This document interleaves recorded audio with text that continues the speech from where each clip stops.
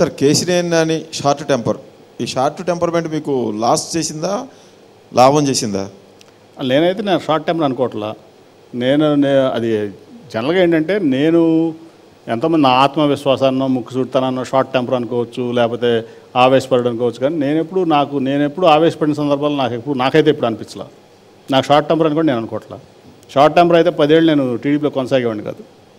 Okay, వాళ్ళు పొమ్మనే వరకు కూడా అదే కదా జరిగింది. ఇప్పుడు అదే వాళ్ళు పొమ్మనే వరకు నేను నా ఆవేశపడినో షార్ట్ టెంపరో లేకపోతే ఇంపల్సివ్ డెసిషన్స్ తీసుకునేవాడిని అయితే అన్ని రోజులు నేను కొనసాగాను కదా. మీరు చెప్పారు కదా ఇంతకుముందు, మా తమ్ముడిని చేర్చుకునేటప్పుడు నేను కొద్దిగా ఇబ్బందిగా ఫీల్ అయ్యాను అని. చీటికి మాటికి అడిగే కేసీఆర్ నానిని, చీటికి మాటికి ఆరోపణలు లేకపోతే ఇంకొక రకంగా మాట్లాడే కేసీఆర్ నానిని టీడీపీ నుంచి బయటికి పంపించడం కరెక్ట్ అంటారా కాదంటారా? అది కరెక్టో కాదో రేపు ప్రజలు చెప్తారు.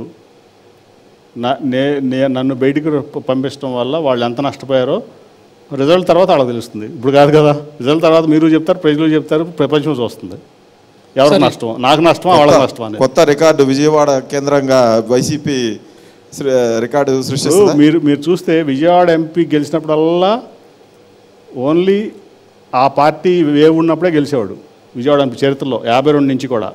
కానీ యాంటీ వేవ్లో గెలిచిన ఏకైక విజయవాడ ఎంపీ నేను ఒక్కడే ఆఫ్టర్ ఇండిపెండెన్స్. ఫస్ట్ ఎలక్షన్ 52లో జరిగితే ఇప్పుడు వరకు కూడా ఏ పార్టీ వేవ్ ఉంటేనే ఆ ఎంపీ గెలుస్తాడు. అక్కడ యాంటీ వేవ్లో గెలిచిన ఎంపీ నేను ఒకటి, అది నా రికార్డు.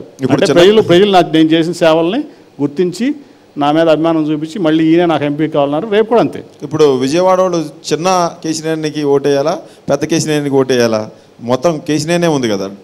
సో ఇప్పుడు అదే చెప్పా, విజయవాడ ప్రజలు చాలా ఆలోచించి ఓటేస్తారు.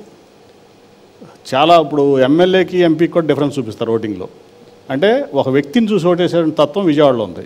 సో వాళ్ళు డిసైడ్ చేస్తారు, ఒక రియల్ ఎస్టేట్ మోసగాడికి విజయవాడను అమ్మేసేవాడికి ఓటేస్తారా, విజయవాడ కోసం నిలబడి విజయవాడను నిలబెట్టేవాడి కోసం ఓటేస్తారని ఖచ్చితంగా నాకే ఉంటుంది. రాష్ట్రం అంతా జగన్ చూసో లేకపోతే రాష్ట్రం అంతా చంద్రబాబుని ఆయన కూటమి చూసి ఓట్లేస్తారంటే విజయవాడలో మాత్రం నన్ను చూసి మాత్రమే ఓట్లేస్తారని చెబుతున్నాను. నన్ను చూసి మాత్రమే అంటున్నా.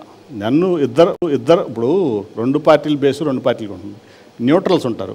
అట్ ది సేమ్ టైం నేను పనిచేసిన ఇంతకుముందు 10 ఏళ్ళు 11 ఏళ్ళు సేవ చేసినట్టు తెలుగుదేశం నుంచి చాలా క్రాస్ ఓటింగ్ నాకు వస్తుంది. సో మా పార్టీ 100% ఓటింగు 40% 45% ఎంత వస్తే అంత నాకు వస్తుంది. న్యూట్రల్స్ ఓటింగ్ 100% నాకు వస్తుంది. At the same time TDP నుంచి దాదాపు 50 to 75% క్రాస్ ఓటింగ్ నాకు వస్తుంది టీడీపీ ఓటర్ల నుంచి. సో అదే చెప్తున్నా మీకు, రేపు రిజల్ట్ తర్వాత మీరు చూస్తారు టీడీపీ క్లోజ్.